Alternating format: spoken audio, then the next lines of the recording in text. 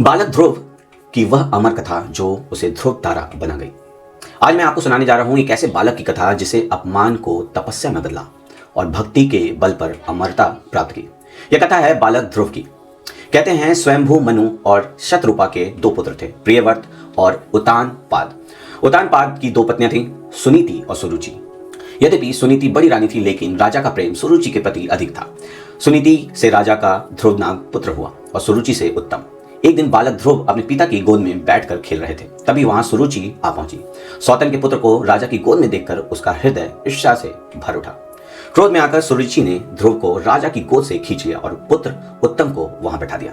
फिर ध्रुव से कठोर शब्दों में बोली, राजा की गोद में वहीं बैठ सकता है जो मेरी कोख से जन्मा है, तो इसके योग नहीं। यह अपमान 5 वर्ष के बालक ध्रुव के हृदय में तीर की तरह चुभ गया। वह रोते रोते अपनी माता के पास पहुंचा। माता ने उसे सांत्वना दी और कहा, पुत्र, यदि इस संसार में तुझे न्याय नहीं मिलता तो भगवान को अपना सहारा बना। माता के वचन ध्रुव के जीवन की दिशा ही बन गई।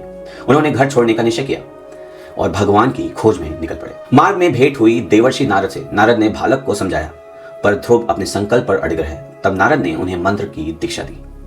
उधर राजा उतानपाद अपने पुत्र के चले जाने से अत्यंत दुखित थे। नारद ने उन्हें ढाढ़स बंधाया और ध्रुव की यश संपूर्ण पृथ्वी में फैलाया।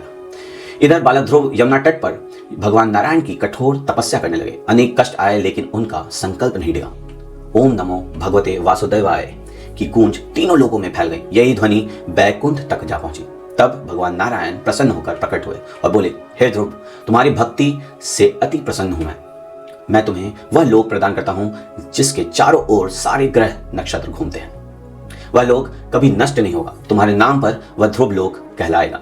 यह वरदान पाकर बालक ध्रुव समय आने पर ध्रुव तारा बने, जो आज भी अडिग विश्वास और अटल भक्ति का प्रतीक है। यह कथा हमें सिखाती है कि यदि संकल्प सच्चा हो और भक्ति अटल हो तो ईश्वर स्वयं भक्ति को अमर कर देते हैं। आपको इस गाथा के बारे में जानकर कैसा लगा, आप हमें कमेंट्स करके जरूर बताइएगा। तब तक के लिए नमस्कार।